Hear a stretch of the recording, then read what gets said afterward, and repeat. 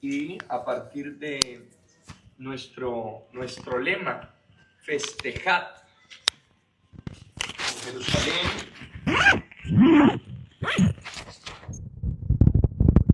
festejad a Jerusalén, gozad con ella. Seguimos con este texto bíblico de Isaías en el capítulo 66. Este es el versículo 10 y como les decía en la celebración, tomamos de los versículos anteriores.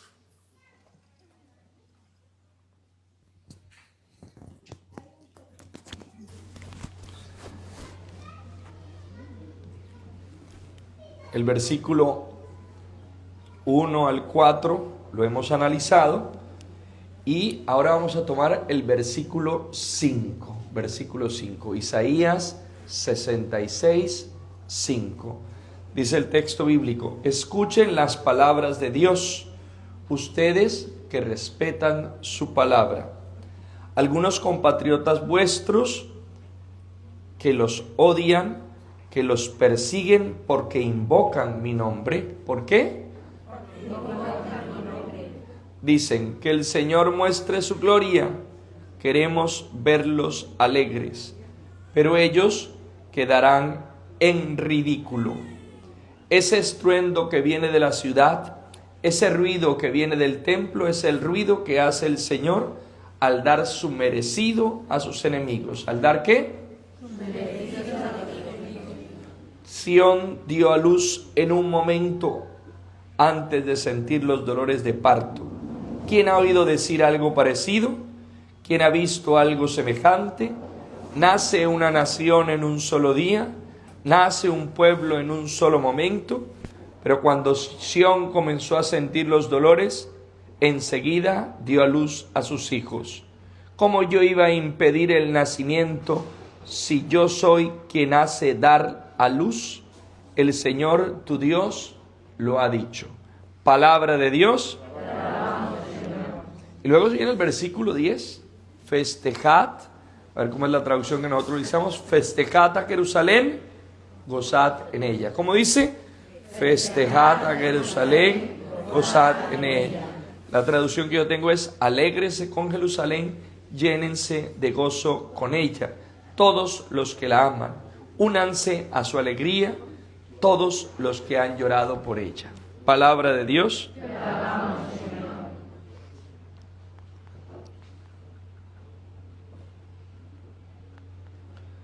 Entonces decíamos hace un rato que esa fiesta que la vivimos, esa fiesta que la celebramos, esa fiesta que la creemos, también estamos llamados a vivirla desde la oración. Y la oración tiene dos momentos: una oración que prepara la fiesta y una oración que me ayuda a contemplar la fiesta. Dicho de una manera u otra, es la oración de intercesión, de petición, y la oración de adoración, de contemplación. Incluso podríamos incluir allí la de alabanza, porque a veces hacemos una dicotomía entre la alabanza y la adoración. Los grandes contemplativos de la historia de la iglesia nos muestran que hay una unidad, no hay una dicotomía entre la alabanza y la adoración. Hay gente que dice: a mí me gusta más la alabanza, yo soy más de alabanza. No, yo soy más de adoración. Pues no, si somos de Cristo, nos gusta la alabanza y la adoración. Tanto la alabanza como la adoración.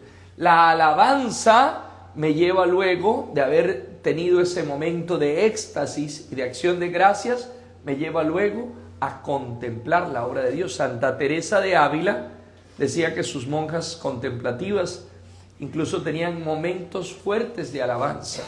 Algunos dicen que Santa Teresa tuvo momentos de oración en lenguas, de cánticos en lenguas, de experiencias fuertes de alabanza, pero obviamente es la más grande contemplativa. No hay una dicotomía. Nosotros hacemos constantemente separaciones, dicotomías, o esto o esto. Y en el Señor no se pueden hacer dicotomías. No es esto o esto, son las dos cosas. A veces decimos: a mí me gusta más orar que trabajar, que servir. Otros dicen, no, yo soy más de caridad, de servicio. No, no, no es una u otra cosa, son las dos cosas. Cuando nosotros hacemos separaciones, cercenamos el evangelio. Esto o esto no, las dos cosas. Como cuando uno es muy glotón y le pregunta, ¿quiere res o pescado? Las dos cosas. ¿Quiere papas, patatas o arroz? Las dos cosas. A mí me gusta abundante. A Dios le gusta también la abundancia. La experiencia auténtica en el Señor no hace dicotomía, no hace separaciones.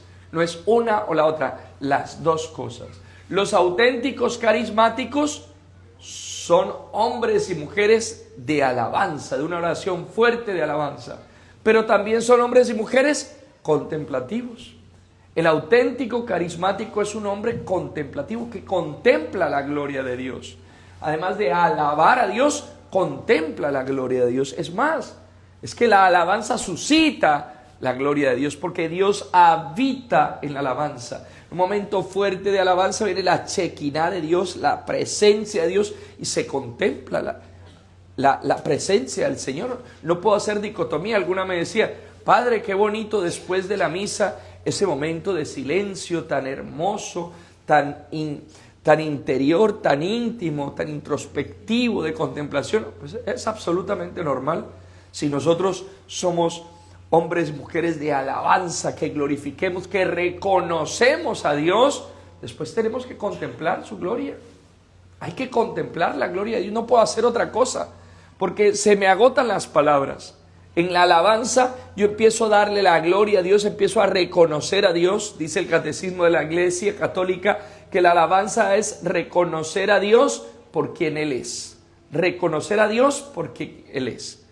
Más allá de lo que haya hecho, no, por quién Él es. Él es grande, Él es poderoso. Nosotros alabamos, decimos, Dios, tú eres grande, tú eres poderoso, tú eres bueno, tú eres maravilloso, tú eres magnífico, tú eres lo máximo, Señor, te amo. Y empieza uno a decirle palabras de reconocimiento de Dios. Y llega un momento en que se nos acaban las palabras. Y entonces, ¿qué empezamos? Entonces empezamos con la oración en lenguas. No sabemos orar como conviene, pero el Espíritu viene en ayuda de nuestra necesidad. ¿Con qué? Con gemidos inefables. El balbuceo de Dios. Entonces no tenemos palabras, pero el Espíritu pone palabras nuevas, lenguas angélicas, y empieza uno a alabar a Dios con esas lenguas, con ese regalo maravilloso del carisma de lenguas para alabar a Dios. Por eso dice la palabra del Señor que el don de lenguas es para la alabanza de Dios. ¿Para qué es? Para la alabanza de Dios. Dice San Pablo, si están en una asamblea, es mejor que hagan profecía a que hagan oración en lenguas, porque la oración en lenguas te conecta a Dios, la oración en lenguas te lleva a adorar a Dios. En cambio, la profecía es un mensaje, dice, si alguien ora en lenguas, que sea proféticas y que haya quien las interprete, para que deje un mensaje a la asamblea. Comunitariamente conviene más la profecía, pero personalmente me convienen las lenguas. No está desechando el carisma de las lenguas, sino que le está dando su punto. ¿Para qué las lenguas? Para alabar a Dios. Pero llega un momento que ni siquiera con las lenguas podemos llegar a manifestar la grandeza de Dios. Dios trasciende, Dios supera. Y entonces no queda sino la contemplación. Contemplar la gloria de Dios. El hombre está hecho para contemplar la gloria de Dios. Para eso fuimos creados. Por eso la alabanza y la adoración no es simplemente, qué sé yo, herramientas, utensilios, cosas que se pueden o no se pueden tener. No. Yo fui creado para eso. He venido a este mundo para darle gloria a Dios. Y fíjense qué bonito como dice este versículo 5 del texto que acabamos de decir. La gente los aborrece, los excluye, se burla por causa de mi nombre, porque me invocan. ¿Por qué? Porque me invocan. Es decir, son los que oran, está mostrando el Señor. Los que oran. La oración, invocar a Dios, es como un culmen de la celebración. El fin del culto, decíamos de la celebración en la mañana, es dar gloria a Dios por medio del reconocimiento de su grandeza y de la obediencia humana. Pero la principal manifestación del culto es la oración. La oración. ¿Cómo celebro? El momento culmen de la celebración es la oración.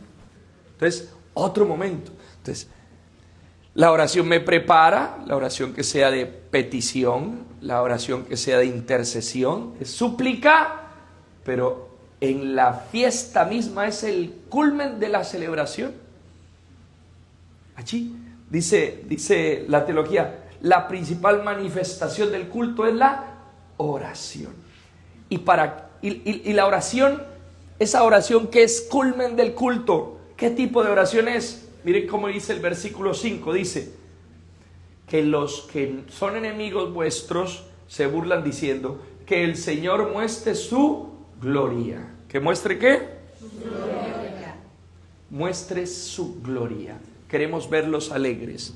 Es un texto bien interesante porque manifiesta que habían enemigos del pueblo de Israel, enemigos que se burlaban porque el pueblo de Israel oraba. Porque oraba. A ver, ustedes que están orando, que manifieste la gloria de Dios, que están queriendo decir que la oración es para la gloria de Dios, para que se manifieste la gloria de Dios y para darle gloria a Dios. Y esa oración de la que habla esto, que es para la gloria de Dios, ¿no es esta la razón de ser de nuestro vivir, de nuestro existir? Nosotros vivimos para la gloria de Dios. ¿Para qué vivimos? Para la gloria de Dios. Primera de Corintios 17:9. El hombre es,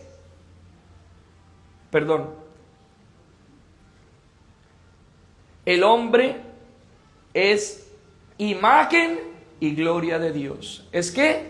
Imagen y gloria de Dios. Primera de Corintios 11, 7 al 9. Completo es, el hombre no debe cubrirse la cabeza, ya que él es imagen y gloria de Dios. El hombre es gloria de Dios. Y la gloria de Dios consiste, decía San Irineo, en que el hombre viva. La gloria de Dios consiste en que el hombre viva. La vida misma del hombre es la gloria de Dios. El hombre ha venido para dar gloria a Dios. La manifestación de la gloria de Dios. Usted ve a un hermano y dice, gloria a Dios. Ahí está la presencia de Dios. ¿Y cuál es el culmen? La perfección de la humanidad. Dice San Pablo, hasta llegar al culmen del hombre perfecto, a llegar a la estatura del hombre perfecto. ¿Cuál es la estatura del hombre por excelencia? ¿Cuál es el hombre por antonomasia? Porque es que a veces vemos solo una dimensión, repito, las dicotomías, así he empezado. La excelencia, la perfección, el hombre por antonomasia es Cristo Jesús nuestro Señor. Porque solo vemos la dimensión divina, es que Jesús es Dios, pero es que Jesús también es hombre, verdadero hombre y verdadero Dios. Por lo tanto, la estatura del hombre perfecto es Cristo. San Pablo VI decía, lo verdaderamente humano es verdaderamente divino. Y lo verdaderamente divino es verdaderamente humano. El hombre, la vida del hombre, manifiesta la gloria de Dios. Dios ha creado el culmen de la creación, el hombre. Y en ese culmen de la creación, su Hijo, Él mismo que se ha encarnado, la gloria de Dios.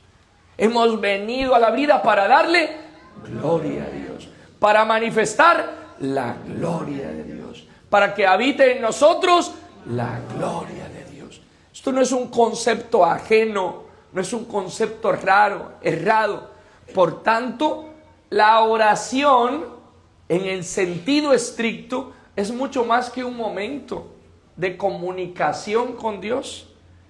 Cuando la oración es realmente de fiesta, no es un momento de comunicación con Dios. Oramos, nos comunicamos con Dios. Santo Cura de Ars decía esto: como los peces necesitan el agua para vivir, así el hombre, el cristiano, necesita la oración para vivir. hace parte de la vida. No puedo vivir sin orar. Pero orar en este sentido de darle gloria a Dios, porque para eso he venido. A eso he venido a este mundo. ¿A qué? A darle gloria a Dios. A eso he venido. A veces pensamos que hemos venido a este mundo a conseguir dinero. A veces creemos que hemos venido a este mundo a conseguir títulos. A veces creemos que hemos venido a este mundo a tener redes sociales. A veces creemos que hemos venido a este mundo a tantas cosas. Y hemos venido a este mundo a darle gloria. En la eternidad manifestaremos la gloria de Dios.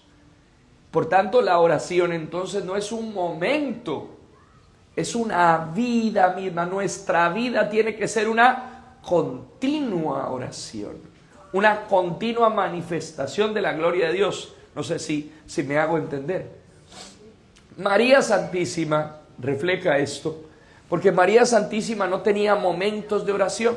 A veces pensamos en la oración como ese momento. Voy a hacer oración, voy a hacer, como si dependiera de mí. Es que mi existencia tiene que ser oración. María no tenía momentos de oración. María era orante, orante. Y este concepto se evidencia mucho en la Anunciación. ¿Qué estaba haciendo María cuando se le aparece el ángel? ¿Dónde dice eso? Porque es que la Biblia no dice eso. A veces inventamos mucho, ¿cierto? Como cuando pregunto, ¿a qué fueron los pastores a Belén? ¿A qué fueron los pastores a Belén? Mentirosas. Vaya a la Biblia y a ver dónde dice ahí que los pastores fueron a Belén a adorar al niño. Se lo aprendió en un villancico, pero no en la Biblia.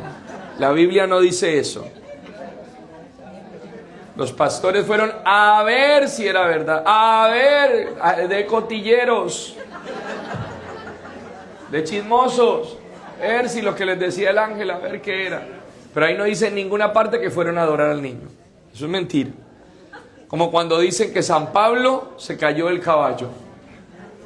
San Pablo no se cayó nunca de un caballo. Incluso los judíos poco montaban en caballos. Si ve usted la Pasión de Mel Gibson, es interesantísimo porque se ve los sumos sacerdotes. ¿En qué estaban montados los sumos sacerdotes? En mulares, en burros y mulas. ¿En qué entra Jesús a Jerusalén? ¿Por qué? Decimos, porque era muy humilde, por eso entró en un burro. Mentira. El burro era signo de rey. Era el signo del rey. Era signo de ser el soberano, signo de soberanía. Para un judío, signo de soberanía era el burro y los mulares. Los asnales y los mulares. Los caballos eran signos más romanos, más paganos. Entonces, eso de que San Pablo se cayó de un caballo, pues se lo debemos a una pintura famosa. Pero eso no lo dice la Sagrada Escritura. Entonces, hay que saber qué dice la Biblia. ¿Qué estaba haciendo María cuando se le aparece el ángel? La voluntad de Dios. La cosa de la casa. Estaba, pues ¿sabe qué? No sabemos qué estaba haciendo. Ahí no dice nada, no sabemos qué estaba haciendo. Pero, lo que sí sabemos, incluso cuando usted va a Jerusalén, cuando usted va a Nazaret es interesante porque la iglesia ortodoxa griega tiene una capilla pequeña. Usted va a la capilla de los franciscanos, de las Anunciaciones. Es un templo grande, muy lindo, muy bonito, donde anunció el ángel, donde vivía María, donde anunció el ángel. Pero a unas cuadras de allí está la iglesia ortodoxa griega, que tiene una pequeña capilla donde estaba el pozo del pueblo. Y dice una antigua tradición, esto no lo dice la Biblia, pero recuerden que nosotros como cristianos católicos sabemos que la revelación no está solo en la Sagrada Escritura, no solo en la tradición escrita, sino también en la tradición oral. Cosas que no están en la tradición escrita, en la Sagrada Escritura, pero que son revelación, que son de Dios. Por ejemplo, cuando hablamos de la asunción de María, usted no la encuentra en la Sagrada Escritura, pero la tradición de la iglesia desde temprana edad hablaba de esto. Incluso en Jerusalén hay un templo muy famoso que es el de la dormición de la Virgen. Pero bueno, no me voy a quedar allí, volvamos al tema de la Anunciación. Los ortodoxos griegos tienen una pequeña capilla donde estaba el pozo y dicen que la tradición explica que a María se le apareció 2 veces el ángel y que la primera vez que se le aparece el ángel se le apareció cuando estaba en ese pozo sacando agua. Las mujeres normalmente era parte de su hábito, de su labor diaria, ir a buscar el agua para poder cocinar, para poder hacer todas las cosas. Y María estaba allí recogiendo agua cuando se le apareció el ángel. ¿Eso es probable? Sí, es probable. María podía estar haciendo lo que sea, recogiendo agua del pozo, cocinando, lavando, planchando. Bueno, no creo que había plancha, ¿no? O de pronto sí, unas piedras pesadas, no sé cómo plancharían en esa época. Habría que preguntar. No sé qué estaría haciendo María, pero haciendo lo que fuera, estaba conectada con Dios. Estaba dándole gloria a Dios. Su vida era orante. Su vida era una continua oración. Por tanto, su vida era una continua glorificación de Dios. Era orante. En la labor diaria, en el templo, incluso cuando estaba dormida, estaba en una perfecta conexión con Dios. Dios habitaba en ella, por eso la llena de la gracia de Dios, la llena de la presencia de Dios, la llena de la gloria de Dios, manifestaba la gloria de Dios. Cuando yo estoy conectado con Dios, se manifiesta en mí, se evidencia en mí la gloria de Dios. Moisés subía al monte a encontrarse con Dios y cuando bajaba estaba resplandeciente de la presencia de la gloria de Dios. Nosotros debíamos estar siempre resplandecientes, porque estamos en ese íntimo contacto y reflejamos a Dios. Fíjense que ahí hay una doble manifestación. Ese contacto con Dios es ad intra y esa manifestación de Dios ad extra. De nuevo, que no haya dicotomías. Cuando hablamos de carismas, cuando hablamos de Pentecostés, de la experiencia del Espíritu Santo, siempre hay un movimiento ad intra y un movimiento ad extra. Si usted ve el libro de Hechos de los Apóstoles, en el capítulo 2, cuando viene el Espíritu Santo sobre los apóstoles, antes de la manifestación exterior hay una manifestación interior.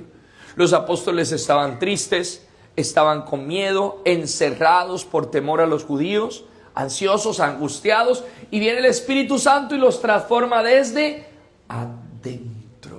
Entra la gloria de Dios.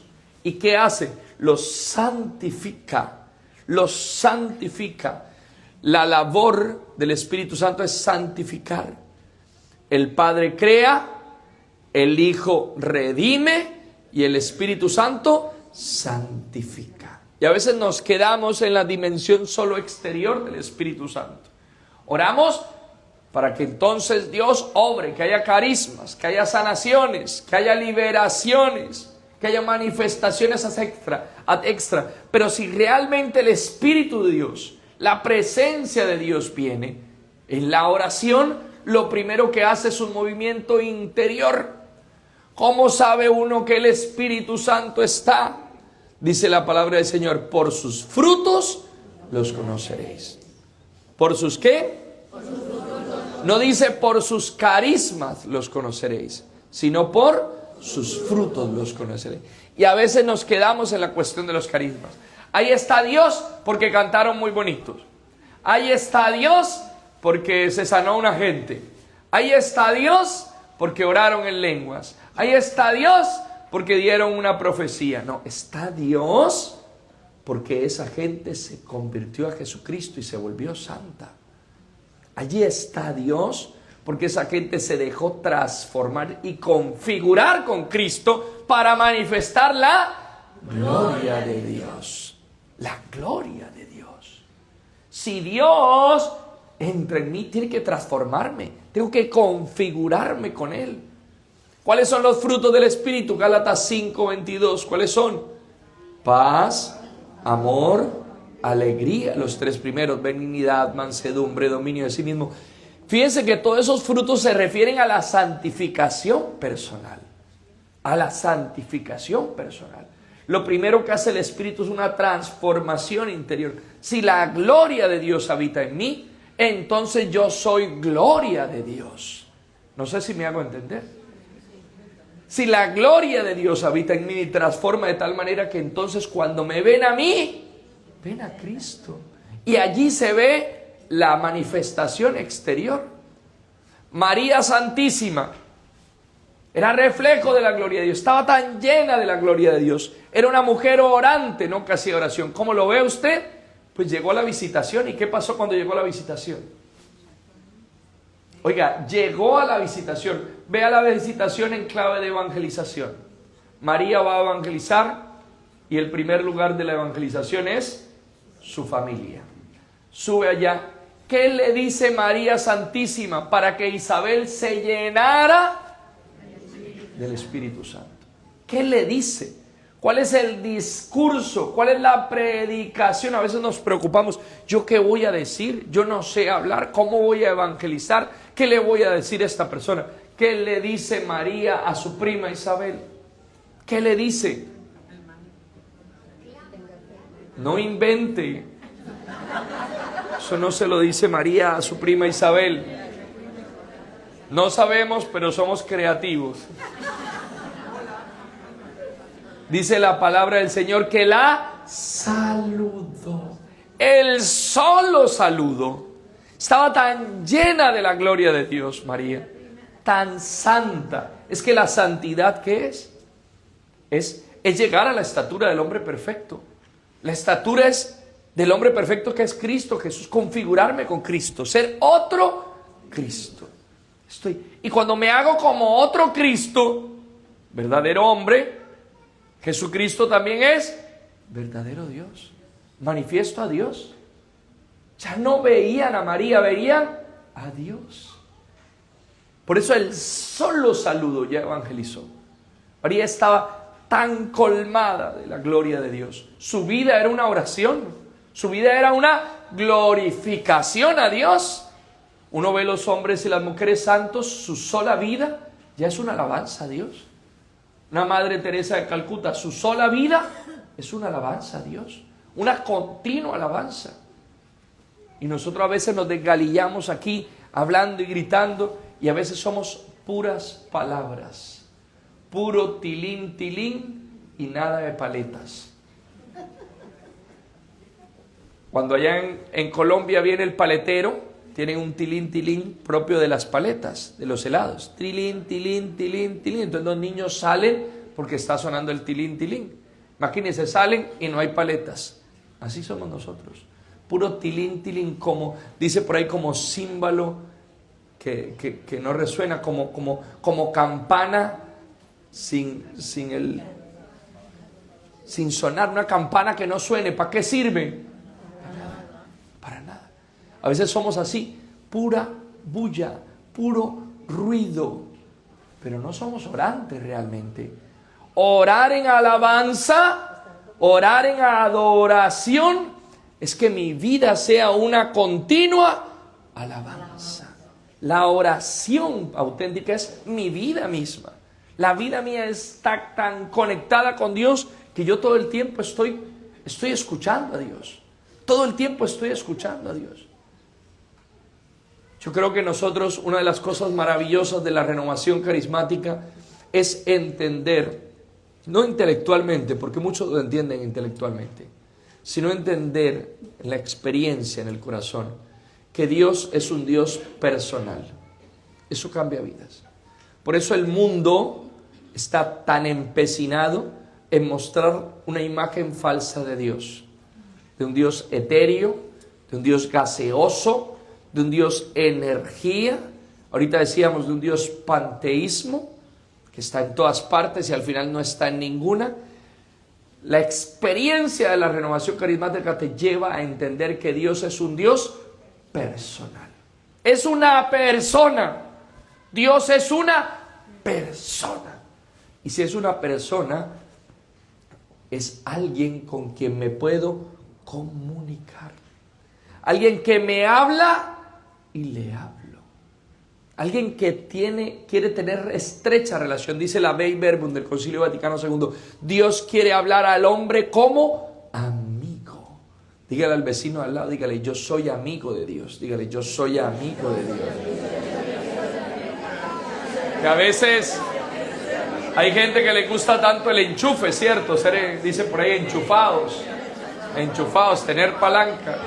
Yo soy amigo del alcalde, yo soy amigo del presidente, yo soy amigo del juez, yo soy amigo del policía. Pues yo soy amigo de Dios. Me lo llevo por delante. Oiga,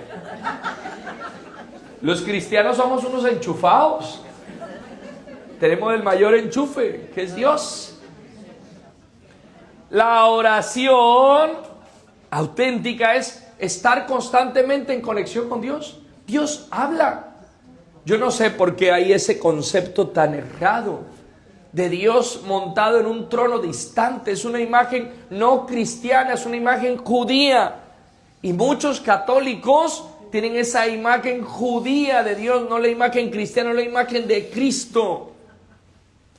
Papa Benedicto XVI en la Deus Caritas nos dice que el cristianismo no es un concepto intelectual, no es un cambio moral, es el encuentro con una persona, la persona adorable de Jesucristo.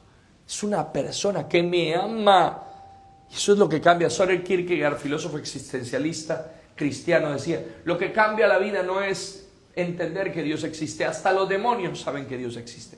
Lo que cambia la vida es entender que Dios me ama, que Dios es un Dios que es amor, que es persona, que me ama y que se comunica conmigo.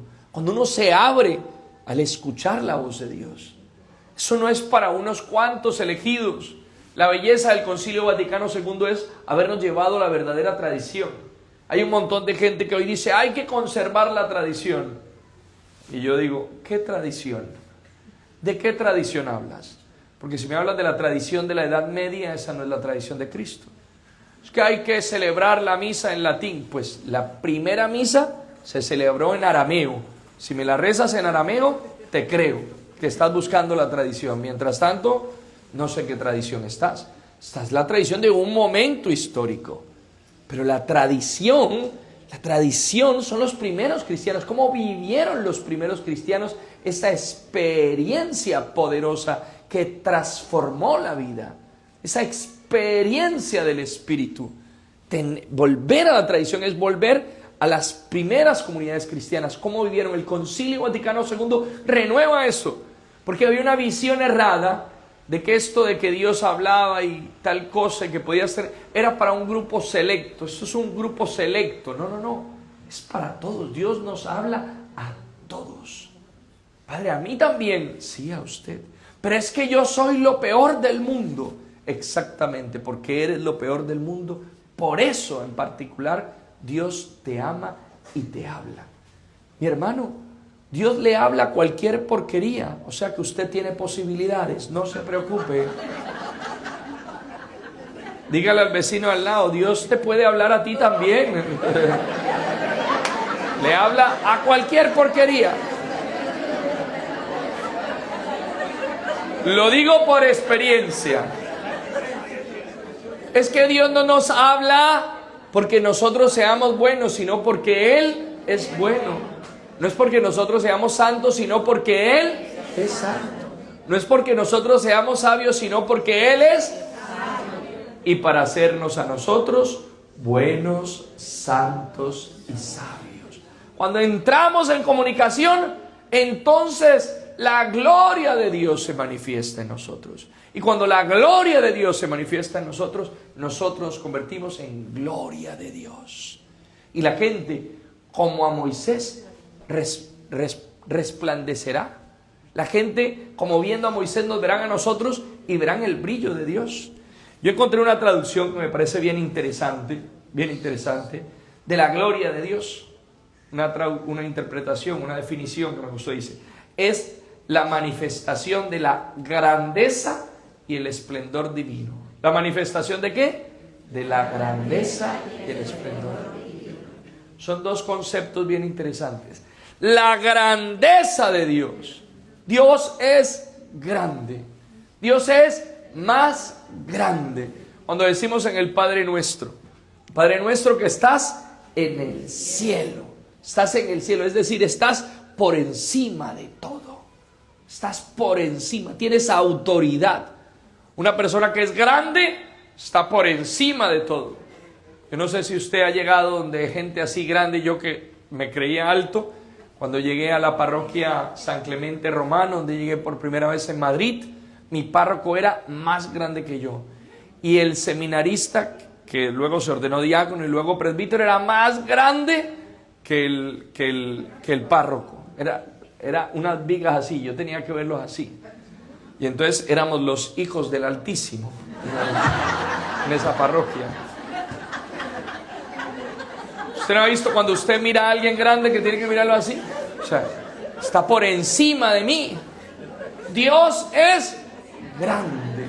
No estoy diciendo solo que está por encima, por supuesto que está por encima, pero también está por encima de todo. Cuando alguien es grande, tiene la vista de todo, tiene el control de todo, tiene la autoridad de todo. No hay nada que se le escape a Dios. Como dice el profeta, ¿a dónde iré lejos de tu rostro? ¿A quién buscaré? Aunque me meta en las aguas profundas, ahí estás tú. Aunque me monte en la montaña más alta, aquí estás tú. Aunque me meta en el hueco allá, ahí estás tú. En todas partes está Dios. La gloria de Dios está en todas partes. Dios es grande. Es descubrir la gloria de Dios, es descubrir que Dios es grande. Es la manifestación de la grandeza de Dios, que está por encima, incluso de mis pecados y mis debilidades, incluso de mis limitaciones. A mí a veces que me gusta agrandar las cosas, esa expresión muy conocida de que a veces hacemos una tormenta en un vaso de agua, es propio de nosotros como seres humanos. Y esto tan grande, y esto tan difícil, y esto, Dios es más grande. Pero mira esta situación tan dolorosa, mira esta situación tan difícil. Dios es más grande. Sea lo que sea, piense en lo que sea, en la cosa más horrible que puede pasar. Dios es más grande. Dios es más grande. Y a veces nosotros le damos más autoridad a las cosas que a Dios. ¿Sabe por qué tenemos un Dios tan pequeño? Porque la distancia lo hace pequeño. La oración lo que hace es acercarnos a Dios. Cuando yo oro, me acerco a Dios. Y cuando me acerco a Dios, veo su gloria, es decir, la manifestación de su grandeza. ¿Usted no ha visto uno cuando mira esos aviones que van volando? Son una cosita así chiquita. Qué pequeñito, pero es porque lo está viendo de lejos. Pero si usted se acerca a un avión es gigante. Cuando estamos lejos de Dios, lo vemos pequeñito. No porque Él sea pequeño, sino porque tú y yo estamos lejos de Dios. Acércate a Dios. La oración me ayuda a acercar a Dios, por eso la verdadera oración es manifestación de la gloria. Yo me acerco y digo, ¡oh, qué grande eres! Yo recuerdo cuando fui primera vez a una actividad de la Renovación Carismática Católica y encontré un montón de gente alabando y glorificando y brincando, y yo dije, ¿dónde me he metido? ¿Locos? O son protestantes. Pero esto parece que los dos, locos y protestantes. Y yo veía a esa gente brincando y saltando y yo dije, Dios mío, me voy de aquí, me metí en un culto. Cuando volteo a ver y venía el cura, yo dije, bueno, ya viene el cura, va a poner orden a este desorden, partida de zánganos. Oiga, y llegó el cura, cuando se montó en el altar era el que más brincaba, el que más saltaba, el que más gritaba. Y dije, Dios mío, ¿qué es esto? Pero bueno, era la misa y yo dije, pues ya, bueno, me voy a quedar. Y al final, el padre dijo, vamos a orar, cierra los ojos, vamos a orar. Y yo cerré los ojos para orar al Señor. Y después de que terminó, me tocó tanto el Señor, empecé a llorar. Y yo decía, ¿pero por qué lloro? Esto es psicología de masas. ¿Qué me está haciendo? ¿Quién me pellizca? ¿Qué me está haciendo esta gente? El toque de la gloria de Dios. Y cuando terminó el canto final, yo estaba en primera fila brincando y saltando con todo el mundo. Ya entendía por qué esa gente alababa a Dios. No todo el que alaba a Dios ha visto la gloria de Dios. Es consciente de la gloria de Dios. Pero todo el que ha visto la gloria de Dios, alaba y adora al Señor. Dele un fuerte aplauso al Señor.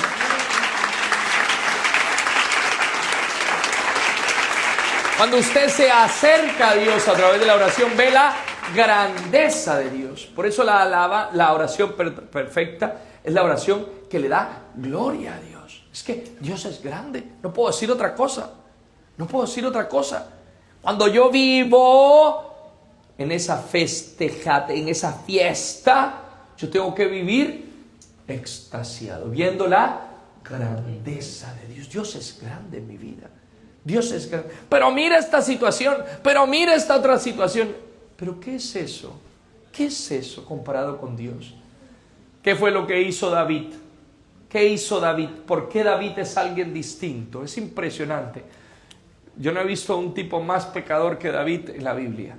El tipo, de todo, mentiroso, perezoso, adúltero, fornicario, asesino. ¿Qué tipo? Hizo de todo.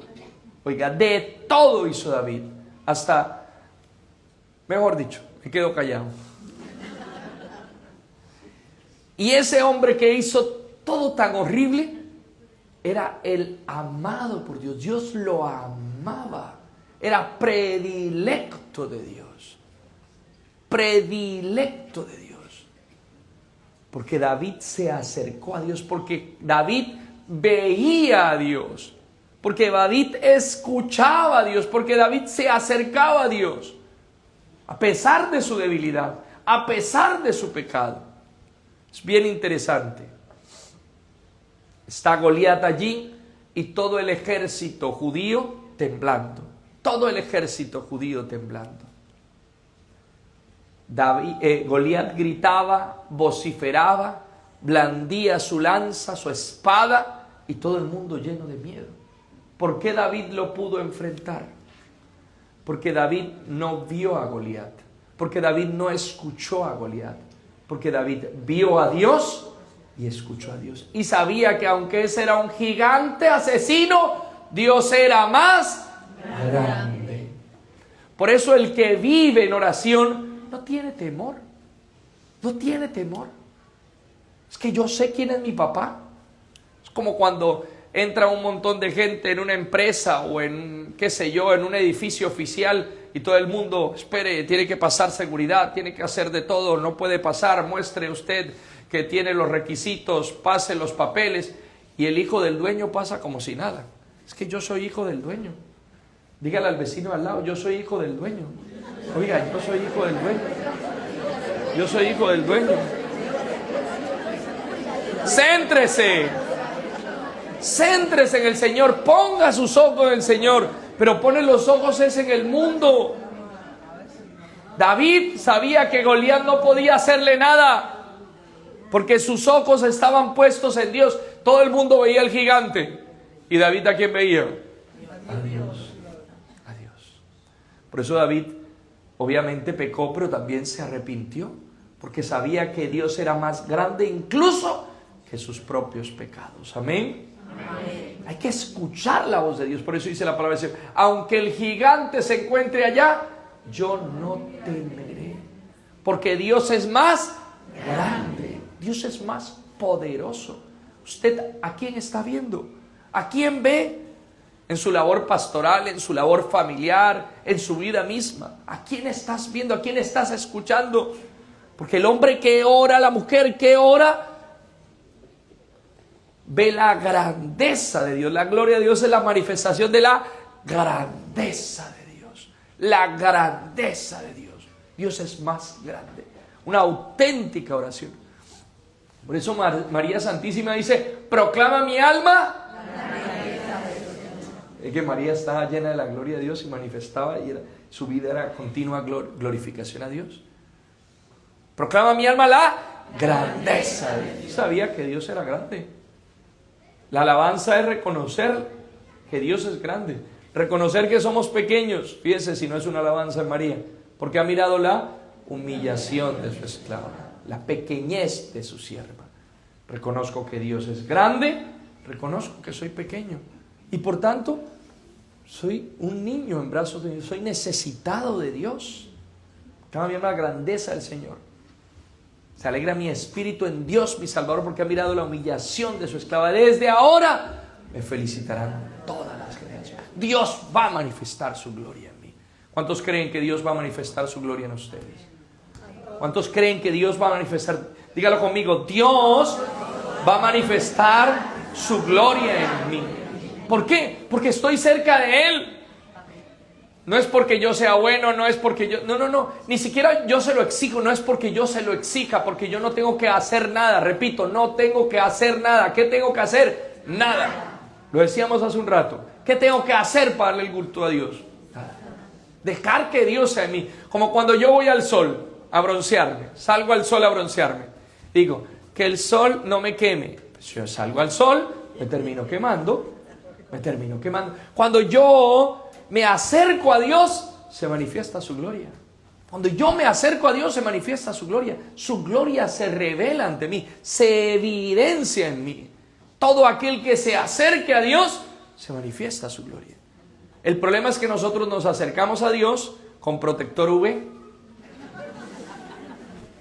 Nos acercamos blindados, con teflón, dirían las mujeres de las ollas estas, que no se le pega nada. Lleva usted 30 o 20 o 15, no sé cuántas asambleas de esta, y no se le pega nada.